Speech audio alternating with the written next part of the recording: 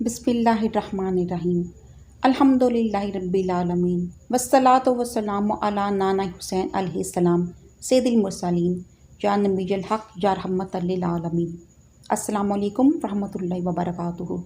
दुरूद पाक एक ऐसा ख़जाना है जो दुनिया और आखिरत दोनों में काम आता है, और ये वो इबादत है जो हमारा रब और उसके फरिश्ते करते हैं। रब तो हर चीज़ पर कादर है।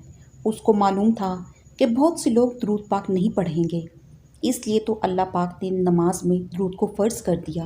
मोहतरम दुरूद मेंबरान, आइए मिलकर दुरूद पाक पढ़िए और दूसरों को भी पढ़ने की दावत दें। अल्लाहुम्मा सल्लि अला सय्यिदिना व मौलाना मुहम्मदिन व अला सय्यिदिना अली व सय्यदातना फ़ातिमा व सय्यदातना ज़ैनब व सय्यदिना हसन व सय्यदिना हुसैन व अला आलि व सहबी व बारिक वसल्लम। नवासे रसूल सल्लल्लाहु अलैहि वसल्लम, जिक्र गोशर बतूल रज़ियल्लाहु अन्हा, नौजवानाने जन्नत के सरदार, करबला के काफ़िला सालार, हक़ व सदाकत के अलम बरदार, सब्त रसूल सल्लल्लाहु अलैहि वसल्लम, सैयदना हज़रत हुसैन रज़ियल्लाहु अन्हु, रहमतुल लिल आलमीन, ख़ातमुन नबिय्यीन, हज़रत मोहम्मद मुस्तफ़ा सल्लल्लाहु अलैहि वसल्लम के चहेते नवासे, शेर खुदा हज़रत अली करमुल्लाहु वजहुल करीम और सैयदतुन निसा अहलुल जन्ना हज़रत फ़ातिमातुज़ ज़ोहरा रज़ियल्लाहु अन्हा के अज़ीम फ़र्जंद और हसन रज़ियल्लाहु अन्हु के छोटे भाई हैं। अबू अब्दुल्ला आप रज़ियल्लाहु अन्हु की कुनियत सैयद, तैयब, मुबारक और नवासा रसूल सल्लल्लाहु अलैहि वसल्लम अलक़ाबात हैं। सैयदना हज़रत हुसैन रज़ियल्लाहु अन्हु शोबान 4 हिजरी को मदीना मुनव्वरा में पैदा हुए। सरकार दो आलम सल्लल्लाहु अलैहि वसल्लम ने हज़रत हुसैन रज़ियल्लाहु अन्हु के कानों में अज़ान दी और आप रज़ियल्लाहु अन्हु के मुंह में अपना मुबारक लुआब दहन दाखिल फरमाया। आप रज़ियल्लाहु अन्हु के लिए दुआ फरमाई और आप रज़ियल्लाहु अन्हु का नामी हुसैन रज़ियल्लाहु अन्हु रखा। सैयदना हुसैन रज़ियल्लाहु अन्हु ने तकरीबन 7 साल तक सरवर कौनैन सल्लल्लाहु अलैहि वसल्लम के साया आतफत में परवरिश फरमाई। इमाम आली मकाम सैयदना हुसैन रज़ियल्लाहु अन्हु बेहद फ़याज़, नहायत मुत्तकी, इबादत गुजार और कसरत के साथ नेक अमल करने वाले थे। सखावत, मेहमान नवाजी, क़ुरबा परवरी, इखलाक़ व मुरव्वत, हल्म व तवाज़ु और सब्र व तक़वा आप रज़ियल्लाहु अन्हु की ख़ुसूसियात हुस्ना थी। आप रज़ियल्लाहु अन्हु को नमाज से बेहद शौक़ था, अक्सर रोज़े से रहते। हज और उम्रा की दाई का ज़ौक़ इतना था कि मुतअद्दिद हज पा प्यादा ता फरमाए। हज़रत इमाम रज़ियल्लाहु अन्हु अपनी ज़ात में एक उम्मत थे। आप रज़ियल्लाहु अन्हु न सिर्फ सूरत बल्कि सीरत मुबारका में भी रसूलुल्लाह सल्लल्लाहु अलैहि वसल्लम के शबिया थे। आप रज़ियल्लाहु अन्हु की ज़ात ग्रामी इतने मुहसिन और मुहम्मद से आरस्ता है कि निगाहें खैरा हो जाती हैं। आका करीम सल्लल्लाहु अलैहि वसल्लम ने फरमाया, जिसने हसन और हुसैन रज़ियल्लाहु अन्हु से मोहब्बत की उसने दर हकीकत मुझसे मोहब्बत की, और जो इन दोनों से बुग़्ज़ रखेगा वो दरअसल मुझसे बुग़्ज़ रखने वाला है। सन 60 हिजरी में जब यज़ीद तख्त पर बैठा तो लादीनियत, नाइंसाफ़ी, अहद शिकनी, जुल्म जबर और फ़िस्क़ व फ़ुजूर के नए दौर का आगाज़ हुआ। इस्लाम की आफ़ीकी तालीमात की रूह के मुनाफिक, फ़िस्क़ व फ़ुजूर से आरास्ता फ़ासिकाना सकाफ़त यज़ीद के दौर और उसके दरबार में परवान चढ़ने लगी। तारीख़ की बेशुमार कुतुब इसकी गवाह हैं। ऐसे वक्त में जबकि खिलाफत की बसात लपेट दी गई और मलूकियत की बुनियादें रखी जाने लगीं तो अमर बिल मारूफ़ और नही अनिल मुनकर लाज़मी हो गया। लिहाजा इस नाजुक वक्त और संगीन दौर में ये अजीम सआदत सैयदना हुसैन रज़ियल्लाहु अन्हु का मुक़द्दर ठहरी। आप रज़ियल्लाहु अन्हु ईमानी जज्बे से सरशार होकर खड़े हुए और यज़ीद के बातिल इक़दामात के ख़िलाफ़ आहनी दीवार साबित हुए और बुराई के सद्देबाब के लिए आप रज़ियल्लाहु अन्हु ने हर मुमकिन कोशिश की। हज़रत इमाम हुसैन अलैहिस्सलाम ने तमाम ख़तरात के बावजूद अज़ीमत की राह इख्तियार की, क्योंकि एक तरफ ज़ाती ख़तरात थे और दूसरी तरफ नाना सल्लल्लाहु अलैहि वसल्लम का दीन और उम्मत मोहम्मदी सल्लल्लाहु अलैहि वसल्लम का मफाद था।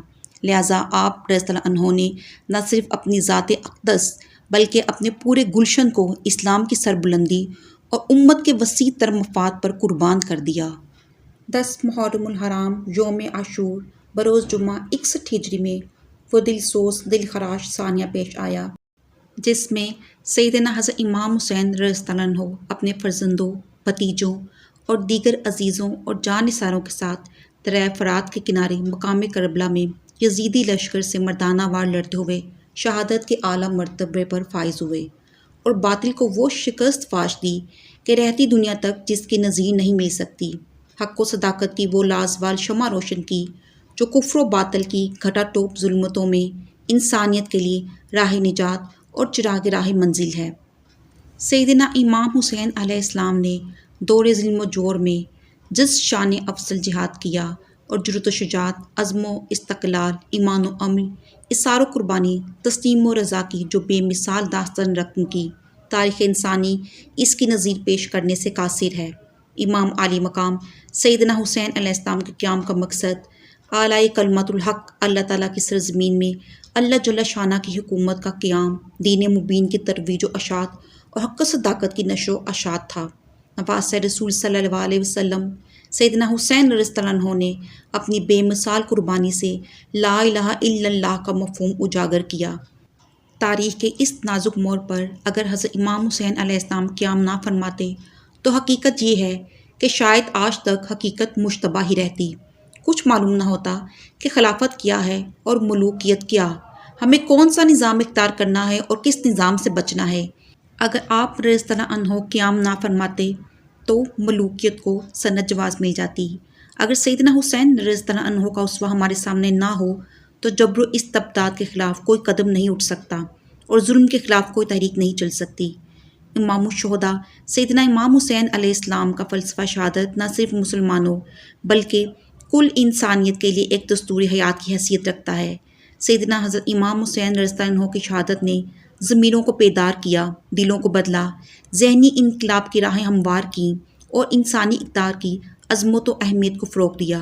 لہٰذا استبدادی حالات اور ظلم و جور کی حکومت میں سیدنا حسین رضی اللہ عنہ کا اقدام ہمارے لیے قیام کی سنت قائم کرتا ہے اور ہمیں درس فراہم کرتا ہے کہ حالات خواہ کچھ بھی ہوں، باطل چاہے کتنا ہی طاقتور ہو، شر اور یزیدی قوتیں کتنی ہی مضبوط کیوں نہ ہو، حق و صداقت کا علم، اللہ تبارک و تعالیٰ کی وحدانیت، اسوہ نبی صلی اللہ علیہ وسلم کے احیاء اور دین کی سربلندی کے لیے کسی بھی قربانی سے دریغ نہ کیا جائے، چاہے اس رائے حق میں جان کا نذرانہ ہی کیوں نہ پیش کرنا پڑے، چاہے اس رائے حق میں اپنی جان ہی چلی جائے، رائے حق میں اپنی گردن ہی کیوں نہ کٹوانی پڑے۔ آج 1400 برس گزرنے کے باوجود سیدنا حضرت امام حسین رضی اللہ عنہ کا پیغام اور فلسفہ حق و صداقت دین اسلام کی سربلندی کا روشن نشان ہے، اس لیے کہ قتل حسین اصل میں مرگ یزید ہے۔ اسلام زندہ ہوتا ہے ہر کربلا کے بعد۔